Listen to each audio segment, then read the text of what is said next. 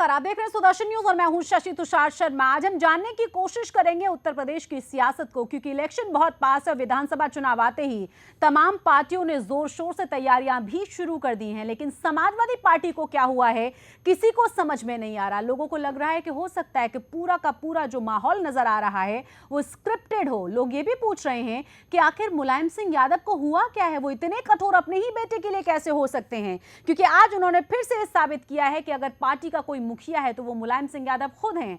क्योंकि उन्होंने कहा कि जब सरकार बनेगी, जब जीत होगी, उसके बाद तय किया जाएगा कि आखिर मुख्यमंत्री का चेहरा कौन होगा।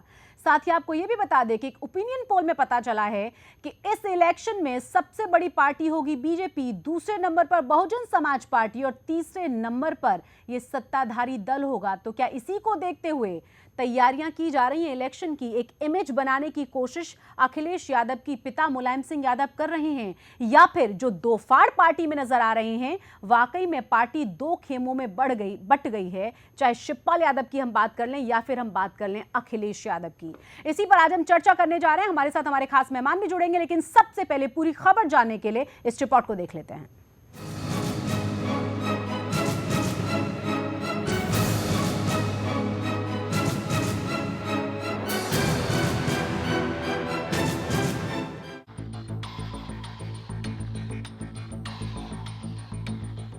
देश के सबसे बड़े राज्य में वोट की भूख में भेड़िए की तरह घूम रही समाजवादी पार्टी की सच्चाई अब सबके सामने आ गई।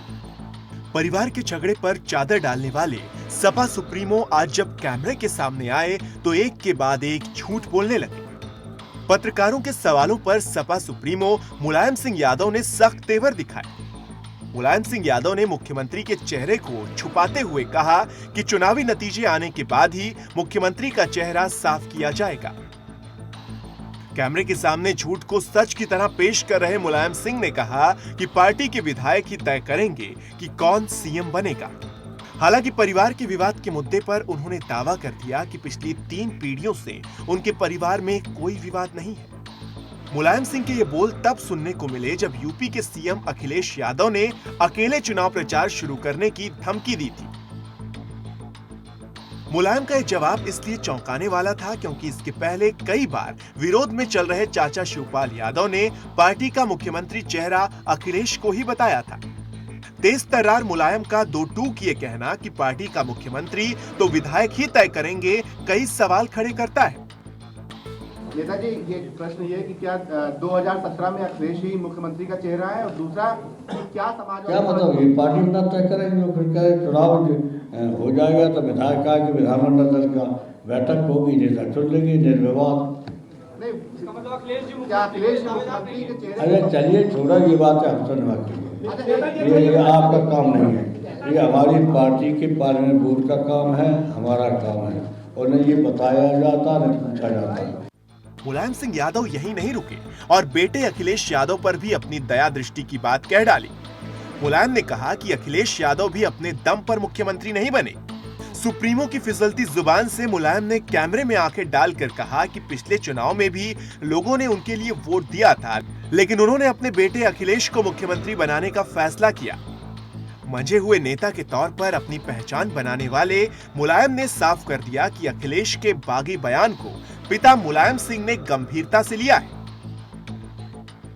समाजवादी पार्टी को अपनी मेहनत का नतीजा बताते हुए मुलायम सिंह ने कहा कि छोटी सी पार्टी बनाकर उन्होंने शुरुआत की थी। पार्टी बनने के बाद ऐसा समय आया कि बिना उनकी पार्टी के कोई सरकार नहीं बनती थी। पारिवारिक समस्याओं का ड्रामा निकालने वाले समाजवादी पार्टी के सुप्रीमो ने कहा कि उनके परिवार में किसी तरह की कोई दिक्कत नहीं है। उन्होंने कहा कि पिछली 3 पीढ़ियों से उनके परिवार में कोई कलह नहीं है। तो हम लोग कहीं नहीं है, ये विचित्र है। पत्रकार मित्रों, पूछ लिया करो। हाँ सच है, कोई विवाद नहीं हमारे परिवार में, कोई भी 3 पीढ़ी से विवाद नहीं हुआ। अब का विवाद होगा? अच्छा ये बताओ, कैसे आप विश्वास करते हैं कि हमारे परिवार में कभी विवाद होगा? कैसे करते हो? कोई खिलाफ बोला परिवार में? आप सुने एक हिंदी चैनल के सर्वे ने साफ कर दिया था कि उत्तर प्रदेश में समाजवादी पार्टी की सरकार बनने का कोई चांस नहीं है। सर्वे में पहले स्थान पर बीजेपी और दूसरे स्थान पर बीएसपी है। उत्तर प्रदेश में समाजवादी पार्टी सरकार बनाने से बहुत दूर थी। ऐसे में सवाल उठता है कि मुलायम सिंह यादव का चाणक्य दिमाग सत्ता पाने के लिए नई चाल तो नहीं चल रहा। जैसा कि प्री पोल पहले ही दिखा रहे हैं कि सपा की दूर दूर तक सरकार नहीं बन रही, तो कहीं मुलायम सिंह भविष्य में नायक को बचाने की तैयारी तो नहीं कर रहे। सुदर्शन न्यूज के लिए ब्यूरो रिपोर्ट के साथ पुनीत सैनी। तो आज इसी पर हम चर्चा करने जा रहे हैं। हमारे साथ हमारे तमाम खास मेहमान जुड़ गए हैं। हमारे साथ ऋतु सिंह हैं जो कि बीएसपी से हैं, साथ ही हमारे साथ जुड़े हैं रेहान खालिद जो कि संगठन मंत्री हैं यूपी कांग्रेस से। बहुत स्वागत है आप दोनों का ही। शुरुआत में रेहान खालिद आपसे करना चाहूंगी, अगर मैं पूछूं कि समाजवादी पार्टी में हुआ क्या है, जिस तरीके से एक के बाद एक बयान हम सुन रहे हैं, जिस तरीके से एक के बाद एक प्रतिक्रिया हम देख रहे हैं, अखिलेश यादव और शिवपाल यादव दोनों ही एक दूसरे के आमने सामने खड़े हुए हैं। सवाल अब ये कि दो खेमों में पार्टी बंटती हुई नजर आ रही है। हालांकि इस बात को मुलायम सिंह यादव मानने के लिए तैयार नहीं हैं। आप जरा बताएं हमें कि हो क्या रहा है। निश्चित रूप से मैडम, जिस तरह से ये घटनाक्रम चल रहा है और जिस तरह से आज जो है वो बयान आया मुलायम सिंह यादव जी का, उससे साफ तौर पे ये पता चलता है कि पार्टी में आत्मकलह से गुजर रही है और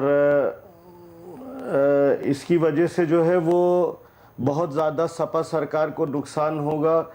और दूसरे मैं तो ये कहना चाहूँगा कि इसकी वजह से उत्तर प्रदेश सरकार पे किसी तरह का जो है वो बुरा परिणाम आने की संभावना दिखती है। जो नूरा कुश्ती चल रही है चचा भतीजे में, तो कहीं ना कहीं उसका खमियाजा पब्लिक को भुगतना पड़ेगा।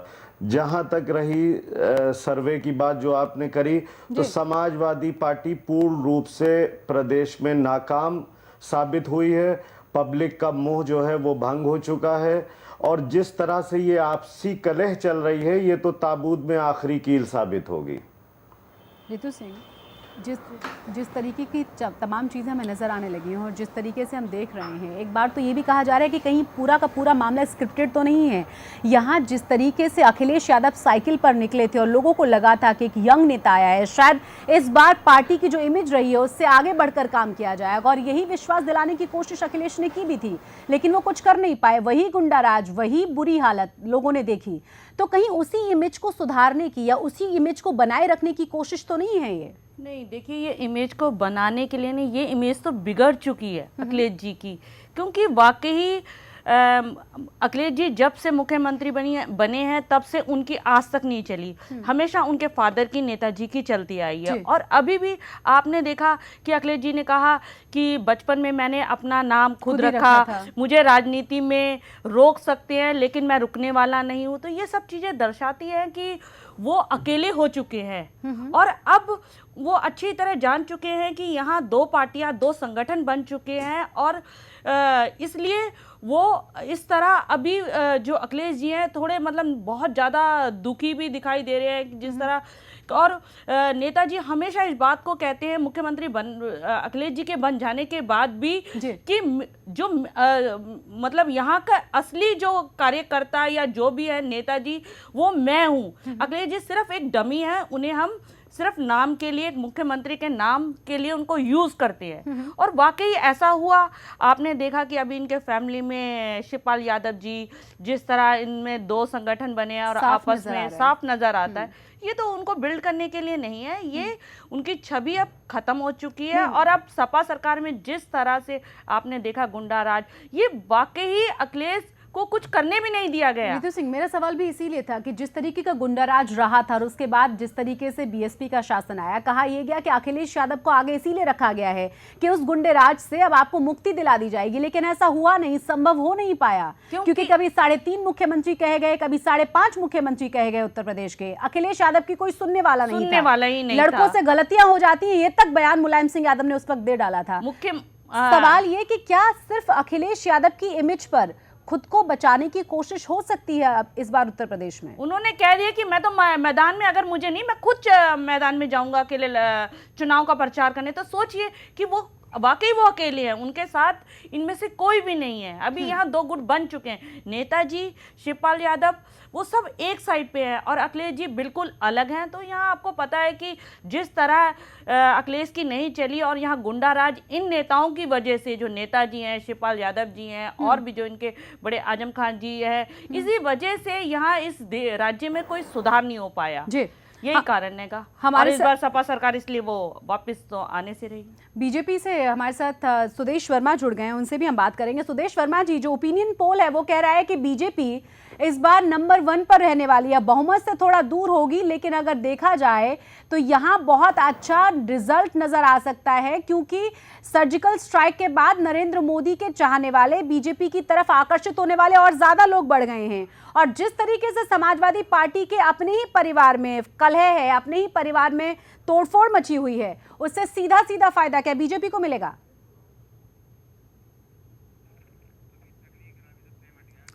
सुदेश वर्मा जी से फिर से हम बात करने की कोशिश करेंगे। तो हमारे साथ हमारे बाकी के खास मेहमान हैं, रेहान खालिद हैं। रेहान खालिद, लेकिन अगर ओपिनियन पोल की हम बात करें तो कांग्रेस की तो बहुत बुरी हालत इसमें बताई जा रही है। 8 से 12 तक सीटों तक सिमटती हुई कांग्रेस नजर आ रही है ओपिनियन पोल में। तो चाहे समाजवादी पार्टी का नुकसान हो, चाहे बीजेपी का, चाहे समाजवादी पार्टी का, नुकसान सीधा सीधा आपका है, आपका कोई फायदा नहीं है किसी का नुकसान होने से।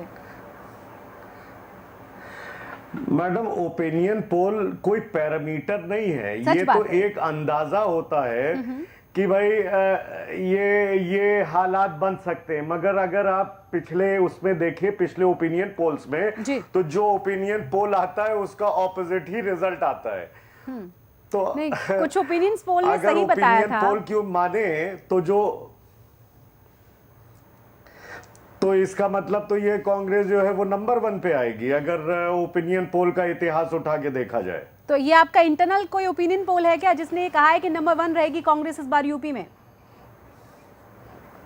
मैडम, आप हमेशा देख लीजिए, ओपिनियन पोल में तो जो बताया जाता है उसके विपरीत रिजल्ट आते हैं। नहीं, आप लास्ट ईयर की भी बात कर लें, विधानसभा इलेक्शंस की बात कर लें, लोकसभा इलेक्शन की भी बात कर लें, पूरी तरह से सच नहीं, लेकिन ओपिनियन पोल हमने देखा है कि रिजल्ट्स के काफी करीब रहते हैं।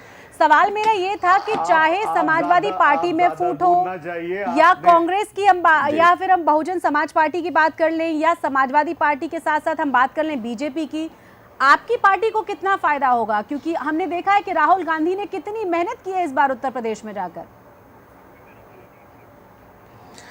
हाँ मैडम, राहुल जी जो है वो मुसलसल जो है वो पार्टी को मजबूत करने के लिए किसान यात्रा उन्होंने देवरिया से दिल्ली तक निकाली, और उनका मानना बहुत सिंपल है कि हमारे देश की 73% आबादी आज भी कृषि पर बेस है जी।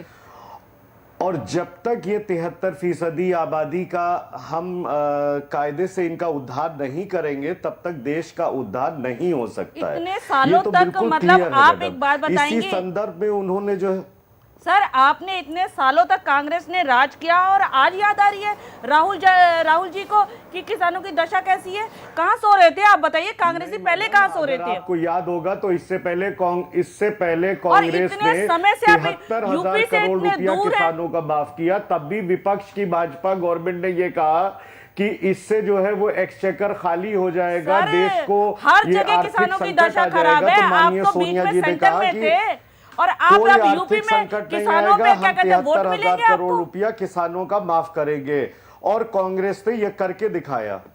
उसके बावजूद भी कांग्रेस को क्या फायदा हुआ? सवाल ये है ना, लास्ट टाइम जब इलेक्शन था लोकसभा से पहले, कांग्रेस मैं उत्तर प्रदेश विधानसभा इलेक्शन की बात कर रही हूँ, कांग्रेस देश के फायदे की बात करती है। 70 सालों में तो कुछ किया नहीं। पिछले इलेक्शन की अगर हम बात करें उत्तर प्रदेश की ही, एंग्री यंग मैन की भूमिका निभाते हुए हमें राहुल गांधी खूब नजर आए थे, लेकिन उसका रिजल्ट क्या रहा था आप भी जानते हैं, हम भी जानते हैं। मैडम, आपकी रिजल्ट पूरा देश देखेगा, पूरा उत्तर प्रदेश देखेगा। जिस तरह से शीला दीक्षित जी को हम लोग ने यहाँ मुख्यमंत्री कैंडिडेट प्रोजेक्ट किया है, शीला जी ने दिल्ली में विकास की गंगा बहा दी थी, ये किसी से छुपा नहीं है। एक दो कांड को अगर आप छोड़ दीजिए तो कमोबेश दिल्ली के हालात बहुत अच्छे थे।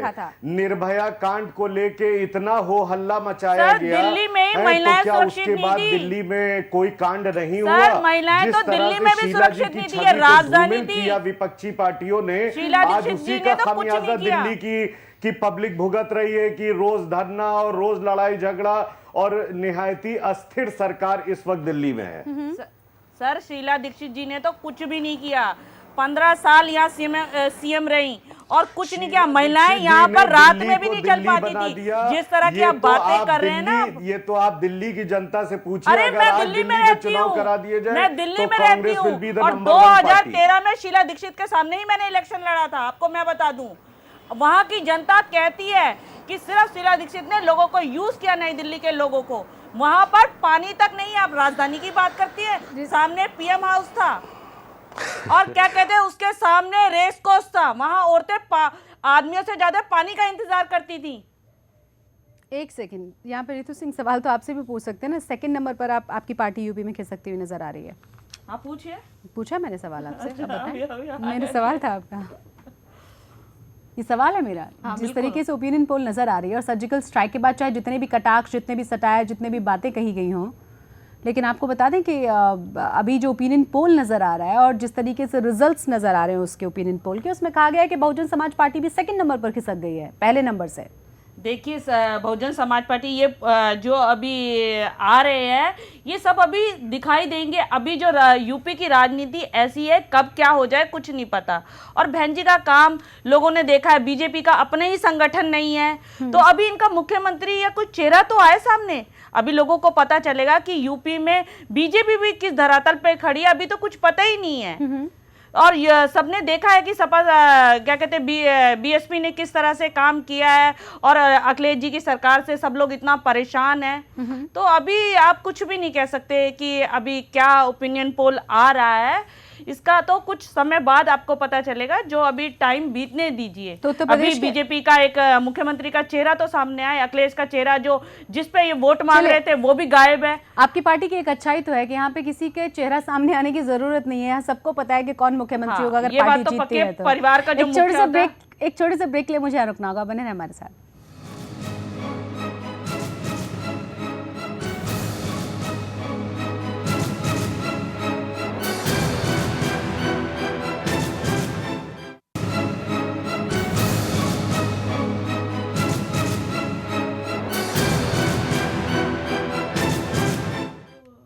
ब्रेक के बाद एक बार फिर से आप सभी का स्वागत है। आज हम बात कर रहे हैं उत्तर प्रदेश में हो रही सियासत की और खास तौर से समाजवादी पार्टी को आखिर हुआ क्या है। अपने ही घर में दो अलग अलग फाड़ नजर आ रहे हैं। समाजवादी पार्टी के दो बड़े नेता अखिलेश यादव और शिवपाल यादव आमने सामने हैं, लेकिन मुलायम सिंह यादव ने आज फिर से एक मैसेज दिया है, वो ये कि अभी भी पार्टी सुप्रीमो वही हैं। मुलायम सिंह यादव लेकिन कठोर क्यों हुए हैं, सवाल ये भी। समाजवादी पार्टी के सुप्रीमो मुलायम सिंह यादव की कठोरता पर भी सवाल उठाए जा रहे हैं।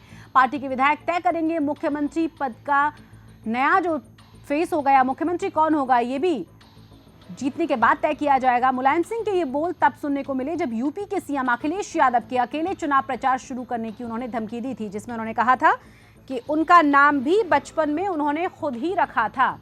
इस पर चर्चा करने के लिए हमारे साथ बीजेपी के नेता सुदेश वर्मा भी जुड़ गए हैं, उनसे हम बात करेंगे। सुदेश वर्मा जी, जिस तरीके से समाजवादी पार्टी की कलह बार बार निकलकर सामने आ रही है, हालांकि कई बार लोग ये भी पूछ रहे हैं कि ये कलह है या फिर बहुत ही तरीके से, बहुत ही अच्छे से स्ट्रेटेजी बनाकर इमेज बनाने की कोशिश है अखिलेश यादव की, कि क्लीन इमेज बनी रहे जो अखिलेश यादव की अभी तक रही है।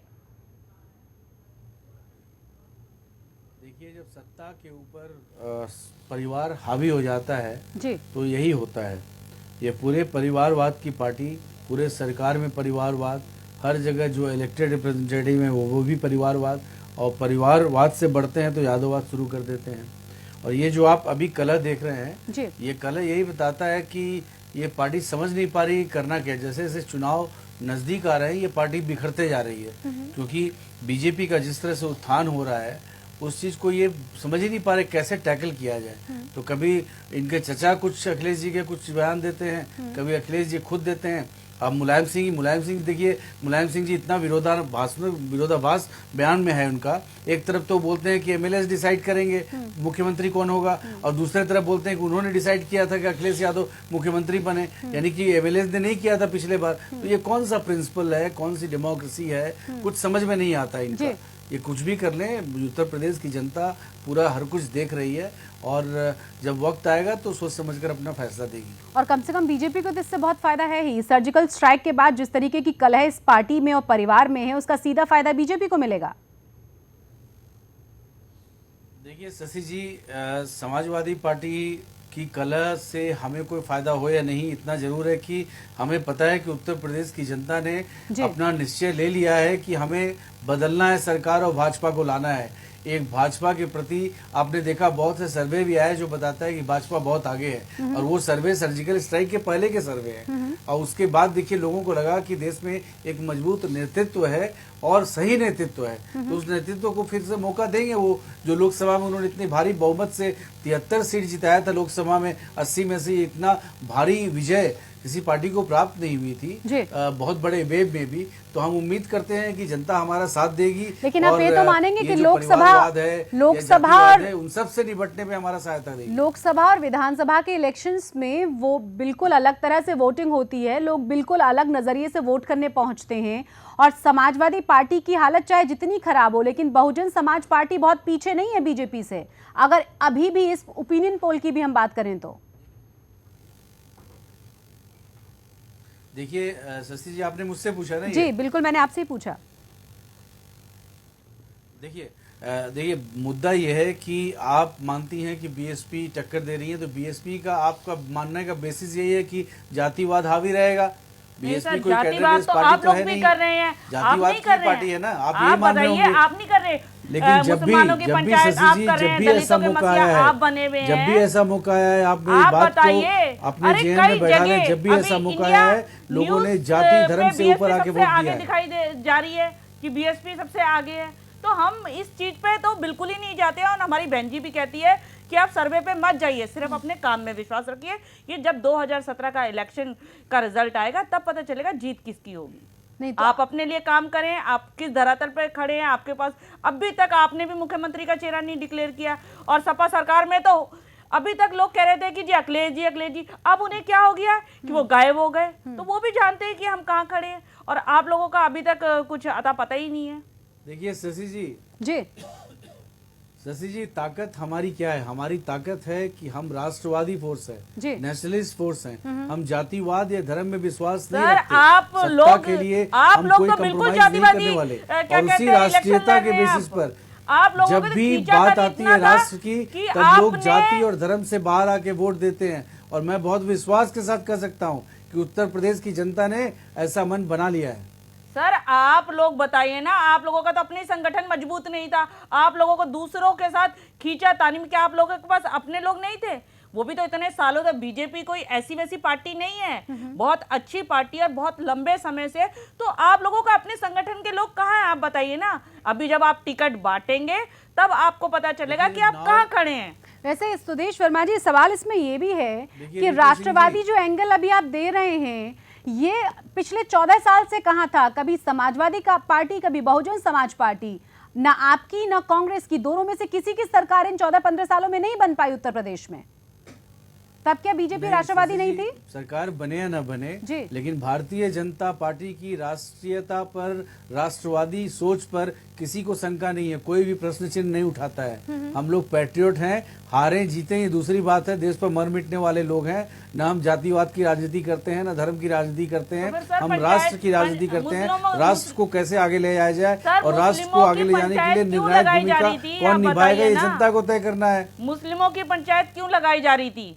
मोदी जी कभी दलित बन जाते हैं, कभी कुछ बन जाते हैं, कभी कुछ बन जाते हैं। मुस्लिम की पंचायत पर इतना चर्चा हुआ, हम तो लोगों को बताएंगे ना। मुस्लिम को आप लोग जो हैं एक वोट बैंक बना के आपने उसको गिरोह बना के रखा है, गिरवी कर लिया है, वोट बैंक बना के आपने गिरवी कर लिया है। आप मुस्लिमों को क्यों बताना चाहते हैं? आप सारे समाज के लोगों को बताइए, हम भी तो सारे समाज को लेके चलते हैं ना। आपके हिमायती नहीं है सर, हम भी तो सारे इनको फिर 5 साल बाद वोट मांगने आएंगे और बीजेपी का डर दिखाएंगे।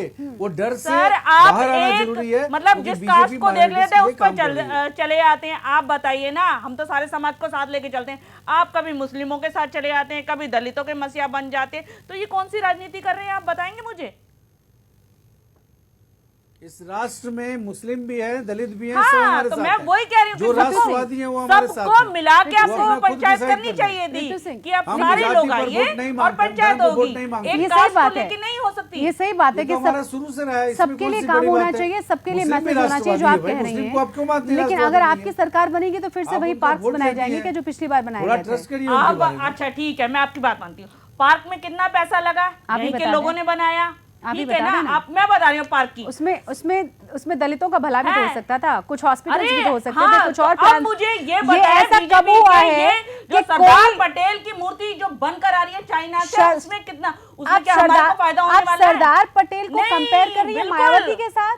नहीं, मैं तो पार्क के साथ मैं कर तो रही हूँ, मायावती जी मैम। की बात कर रही हूँ नहीं कि तो उन्होंने ये अपनी मूर्तियां भी लगवा वहां दी। बनकर आ रही है, मतलब वो चाइना से बनकर आ रही है, उसका खर्चा, उसका पैसा कहाँ जाएगा? हमारे देश में होगा। अरे हमने जो पार्क में पैसा लगाया तो वहां तो लोगों को, अपने ही लोगों को तो रोजगार मिला, और उस पार्क में योगा होता है, हर चीज होती है। आप बताइए ना। और सरकार को आमदनी आ रही है, एक सेकंड, और सरकार को ऋतु तब जी, तक ऋतु जी, आमदनी आती रहेगी जब तक पार्क रहेगा। आप मुझे सिर्फ ये बताएं, आपको सच में नहीं पता चला कि कौन कौन सी ऐसी पॉलिसीज थी जिसकी वजह से आपकी पार्टी दोबारा नहीं आ पाई, वहां समाजवादी पार्टी देखो जीत मैम, गई। घोटालों की बात करोगे, पहले तो यह आज का मुद्दा नहीं है, मैं इस पे बात नहीं करूंगी। जिस दिन ये मुद्दा होगा उस दिन बात करूंगी। नहीं, और घोटाले सरकार की बीजेपी बात ने कर भी रहे हैं। इतने ज्यादा किए हैं और कांग्रेस तो ने भी। अगर ये सब अपने अपने ठीक है ऋतु जी, जिस दिन ये कांग्रेस बात अगर होगी- खराब है, नहीं, बीजेपी उस अगर दिन- खराब है, जिस दिन तो इस आपको विषय सर्टिफिकेट पे तो नहीं आज मिल मैं जाता इस कि आप भी मुद्दे पे बात करप्शन नहीं कर करूंगी। सकती हैं। और ये मुद्दा आप ऋतु जी, उठा भी नहीं सकते। जिस ऋतु जी, मुद्दे पे मैं हम- मुद्दा उठा सकती हूँ कि हम ओवरऑल इलेक्शंस की हम बात करें। एक चीज, लेकिन अगर कांग्रेस ने बीजेपी गलतियां की हैं, मोदी अगर जी ने जो वादे किए क्या पूरे किए 2.5 साल में? कांग्रेस ने आप अगर मुझे गलतियां, बताएंगे? ऋतु जी, कांग्रेस ने अगर गलतियां की हैं, बीजेपी ने अगर गलतियां की हैं, समाजवादी पार्टी अगर गलती कर रही है, तो आपको सर्टिफिकेट नहीं मिल जाता कि आप भी गलती करें। उसका गुनाह ज्यादा बड़ा, मेरा छोटा, तो ये तो गलत आप बात है बताइए ना। अभी केंद्र में क्या कहकर मोदी जी आए थे? अच्छे दिन आए इसके- लोगों इसके के बारे अच्छे में दिन? सुदेश जी बताएंगे। नहीं, आए अच्छे दिन, आप बता सुदेश जी, दीजिए, लास्ट काला कमेंट धन आपका। वापस आ गया। मतलब छोटा आप सा कमेंट। दूसरों पे इल्जाम लगाना तब करिए, आप इल्जाम लगाइए। मैं तो कह रही, मैं आपकी जवाब देने के लिए बैठी हूँ, लेकिन कम से कम अपने आप को भी झांक के देख लीजिए। सोच भी नहीं पाएंगे।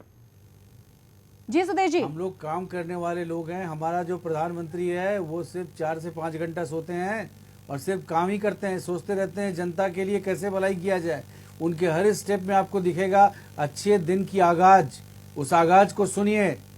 अभी नहीं सुनाई पड़ रहा है तो सुनाई पड़ेगा आपको। बहन जी ने भी सिर्फ बहुत थोड़ा अच्छे धैर्य काम रखिए। किए हैं, और आप लिस्ट हर चीज देखिए, जो हमने किया है, उसको एक 4.5 स्टेप भी साल उठा की लीजिए, सरकार में आपको क्या क्या दिखेगा किया, अच्छे दिन आप कैसे आ रहे हैं। देखिए, पढ़कर लेकिन अगर आइएगा आपने- कि क्या आपने क्या जब काम किए हैं। टेलीस्कोप को गलत सिरे से देखना शुरू किया है, अरे तो आप भी आपको हर चीज देखिए, खराब दिखेगा। आप भी चश्मे से मत और देखिए, आप तो देखिए। अच्छे दिन की बात ही नहीं कर सकते। आप तो करप्शन पर बाहर गए थे, ताज कॉरिडोर भूल गए क्या? अरे सर, आप पूरे अपने परिवार अपने में तो करप्शन बताइए, लगा हुआ है, इनकम टैक्स आप का भूल बताइए गए ना। क्या? काला धन वापस आने वाला था, कहाँ से आ गया वापस? लोगों के खाते में 15-15 लाख आने वाले थे, आ गया। नहीं दिखा आपको? मैं आया ना? आपको बता रही हूँ आया कि ना? इल्जाम मत आएगा, लग। और आएगा, चिंता क्यों करते हैं? हाँ, जब आएगा तब बात करेंगे, तब आप हमारी भी बात सब करेंगे और होगा। आपकी भी बात करेंगे। अभी नहीं आया ना, तो मतलब अभी वो मत विषय में हमारे बात ऊपर करिए। तो वो चुनावी आप जुमला उस नहीं था दामन फिर। में दाग दिखाई नहीं सकती। मतलब आपके अच्छे तो दिन, दामन अच्छे में दिन, सफेद लोगों को दाग पता खोजना चल रहा है पड़ेगा कि कहाँ कितने है। अच्छे दिन दाग आए ही हैं। दाग 200 है। रुपए दाल खा ली लोगों ने, महंगाई बिल्कुल लोगों को बढ़ पता चुकी है कि आपने कितना करप्शन किया था। ठीक है। अभी भी अरे परिवार सर, इनकम इस टैक्स विषय में में फंसा बात हुआ नहीं है, है। आज ये मुद्दा नहीं है। एक सेकंड, मैं आप दोनों ही मेहमानों को बस इतना कहूंगी कि अरे किस- मायावती जब करप्शन पर बात करेगी तो शर्मसार होना पड़ेगा सबको। अरे आप लोगों को भी उनका, आप लोगों के विधायक, आप लोगों के मंत्री किस टाइप के वो है ना, सबको पता है। इसलिए आप मेरे से मेरा मुंह मत खुलवाइए। अरे कोई करेगा हमारे वही अंदर तो तो मैं उसको कह बाहर रही हूँ। निकाल देंगे, आप चिंता मत करिए। बाहर कहाँ निकालते हैं? हम लोग का इतने जीरो मुद्दे आते टॉलरेंस है हैं करप्शन पर। बीजेपी के जीरो मंत्रियों के। Tolerance corruption BJP. इतना दिखावा, इतना प्रचार अच्छा नहीं है जितना प्रचार आप कर रहे हैं। ठीक है, देखो दोनों ही पार्टी के नेताओं से एक मोदी चीज जी तो जब करनी अच्छा काम पड़ेगी करते कि हैं आप तो लोग उन्हें अप्रिशिएट करते हैं, और हम भी इस चैनल पे बैठ के कहते हैं मोदी जी ने घबराइए बहुत मत, अच्छा काम डरिए किया। मत। लेकिन चुनाव मार्केटिंग का करना नतीजा छोड़ आपको दीजिए। जैसे जैसे दिखने लगेगा मार्केटिंग चुनाव से के वोट पहले, नहीं मिलने वाला। आपकी घबराहट बढ़ती वोट जाएगी। मिले- एक सर, सेकंड, घबराहट तो आप में है। आप दोनों ही मेहमानों का बहुत बहुत शुक्रिया हमारे साथ जुड़ने के लिए। लेकिन एक बात तो माननी होगी ऋतु जी आपको भी और सुदेश वर्मा आपको भी, कि चाहे हम जितना कहें कि इन्होंने ज़्यादा गलत किया, हमने कम गलत किया, इससे कम से कम मेरा जो गुनाह है वो कम नहीं हो जाता, या फिर मुझे उस चीज़ के लिए माफ़ी नहीं मिल जाती। कम से कम पॉलिटिकल पार्टी इस तरीके से तो खुद को कंपेयर ना करें। और देखना ये है कि जिस तरीके से लोकसभा इलेक्शंस की बात हम कर रहे हैं, जिस तरीके से विधानसभा इलेक्शंस की हम बात कर रहे हैं, उत्तर प्रदेश का जो वोटर है, उत्तर प्रदेश के जो लोग हैं वो क्या सोच रहे हैं और किस हिसाब से वोट करते हैं, अब ये देखने वाली बात होगी। बहुत बहुत शुक्रिया इस शो के साथ जुड़ने के लिए। इसी के साथ इस खास पेशकश में बस इतना ही। जय हिंद।